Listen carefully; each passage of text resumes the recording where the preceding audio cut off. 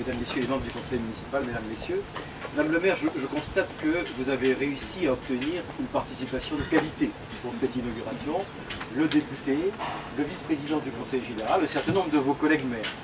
Je vois là une marque de considération à la fois pour l'équipement que vous avez réalisé et puis pour votre conseil municipal et puis l'équipe qu'il y a autour de vous.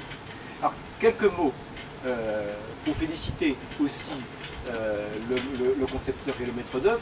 On peut le faire sans danger, et même en présence de la presse, puisque l'installation a 6 mois. Elle serait en fonctionnement, ça aurait été prendre des risques. Là, on a le sentiment que les questions d'odeur, qui sont un sujet compliqué, sont relativement maîtrisées, et puis l'intégration dans l'environnement, comme ça a été souligné, sont parfaitement achevées. Alors, c'est vrai que ces installations coûtent cher, mais il faut les faire. Donc, monsieur le député, vous rappeliez que c'est une exigence planétaire. Il faut se rappeler, il faut se souvenir que l'eau potable, c'est 3% de l'eau connue sur la planète.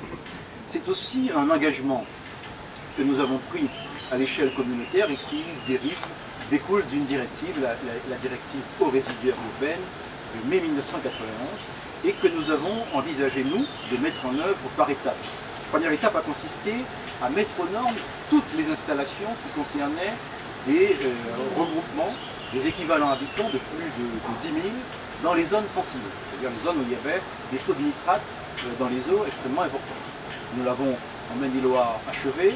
La deuxième étape a consisté à traiter les agglomérations, les équivalents 10 000 habitants en zones non sensibles. Là aussi, nous sommes au bout de l'opération. La troisième étape, vous le rappeliez, monsieur le vice-président du conseil général, consiste à prendre en charge les agglomérations de moins de 2 000.